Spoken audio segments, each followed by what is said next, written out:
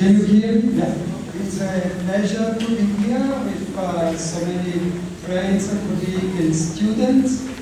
What I'm going to do, I will rush very quickly through many slides that will explain historically how come we got into this difficult situation for economic development planning for Hawaiian and local people all the time in new country. And all the solution will be presented by the next panelist. And there are so many points that if I can just make 3 or 4 out of these, I will be happy. Otherwise, I have to stay all day. I try to put a finger on the problem we have here in Hawaii. And I think the first problem is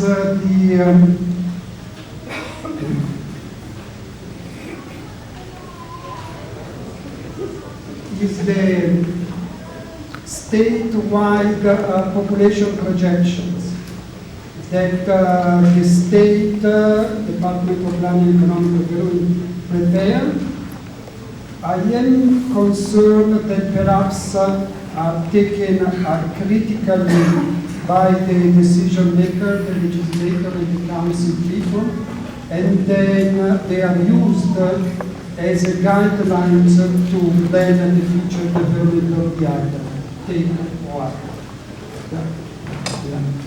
And these things happen because often planners mixed up projection, prevision, and objectives. Meaning, they came up with population for the future based on what is extrapolated, past trend, projected into the future.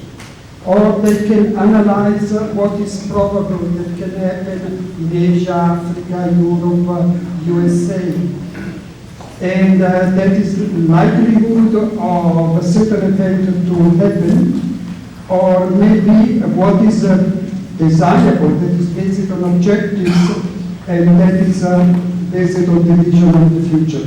I'm afraid that by not distinguishing among the three, we come up with something very confusing. Despite of the fact that the statistician and the economist tell in their introduction that the population they present are based on the livelihood, not their level of desirability, and don't represent certain undesirable future. What does that mean? It means that if the decision maker don't like it, those projections that are good and well made, they should change them. I'm afraid that the legislature keeps them, give these to the line agency, and the line agency just implement those projections. And that's why we have problems. And then the county just take those population projections, they cannot change them, and they just distribute the population throughout the district of Oahu, for example. So, I hope I am wrong, but I encourage you, and some of you, to research this matter, faculty and students, and maybe get a grant and figure this out, because I think it's one of the major problems we have.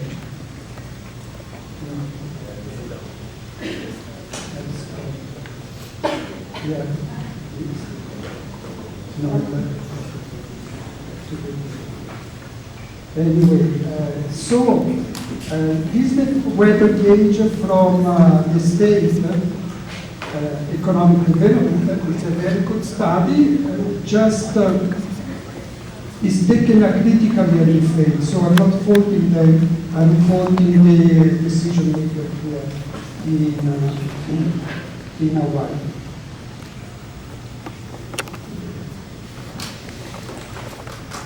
Past demographer of the Stress Center told us that population growth is associated with the increase in tourist visitor. So if we don't want the population shoot up too much, we cannot push for too much growth of the tourism industry. So we knew this back many decades ago. Many decades ago, at the time of Governor Ariyoshi, there was even an attempt to control a little bit population growth. There was a very good study surveying people that sorted out which policies were acceptable and which policies were not acceptable to the people of Hawaii with regard to control population growth, control number of cars, and so on. So something like this again can be revisited nowadays. I remember a report, the famous Maximilian report, it was saying that after we pass the 1 million population, we will have a lot of problems here, socially and economically in Hawaii. In fact, that's where we are now, because we pass that population. This is the simulation models that the state has been using for the population projection and for the input-output model. It's very complicated. That's why we don't study these things, we give up, and then we get stuck with this population projection that require a lot of expenditure, that require taxation increase. And I think what is wrong is this model of here you cannot see very well, but basically it says, it's a state model, basically it says that they calculate resident population, the labor force, then they check economic demand, the jobs created, and if there is a mismatch between people in the labor force and the jobs that they are planning, they design the model to have population growth by immigration, which has been in the past a substantial component of our population increase in the island. So I think this model is wrong. It should be the reverse. We should check what is our labor force and then plan jobs that fit the desire, need, and improve education of our people in the labor force. This is another very interesting chart. It shows the state land use commission division of the state in different zones: conservation, urban, rural, and agriculture. And some proposal by the Laser Commission by the state actually show that a large substantial of land in agriculture should move into a new category that is called open. And so you can see that in their plan they are thinking that agricultural land can be in the future urbanized. So we have to be careful about this study, this decision, because they will end up in legislation that will legalize these changes in zoning. So, to sum up, the first problem I think is the population projection. The second problem, again, is an hypothesis. I hope some of you get another grant and study that, is taxation. I think we need a taxation reform. It's not my field, I don't know anything about it. It's just a gut feeling.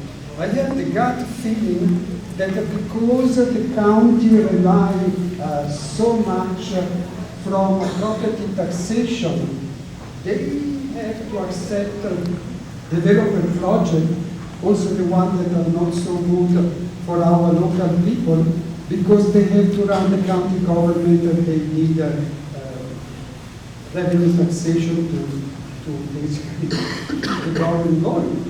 So I think that the county and the developer are together in pushing for urbanization of our conservation and agricultural land. So I think that would be very good that some of you get a grant to study taxation issues in Hawaii, reform in Hawaii, and see if we can be sure that we don't have a level of government that run away with all the revenue from properties and I mean from income taxes, and another one just from property taxes. Balance them more by starting where they spend their money. The third things that I think is happening here, unfortunately, is more in terms of land use planning and more in terms of settlement planning, particularly for Oahu.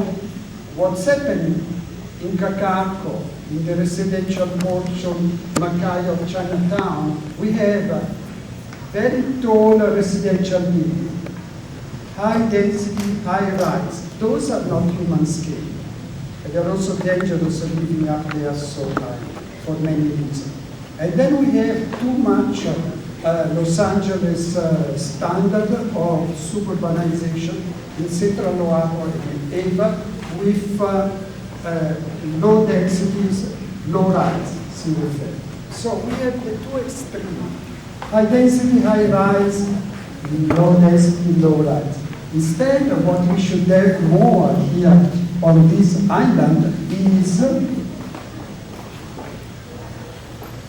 high density, low rise.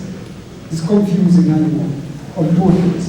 I'm talking about having buildings from 4 to 6 to 9, no more than 12, that will have thus many people, but still the building will be human scale.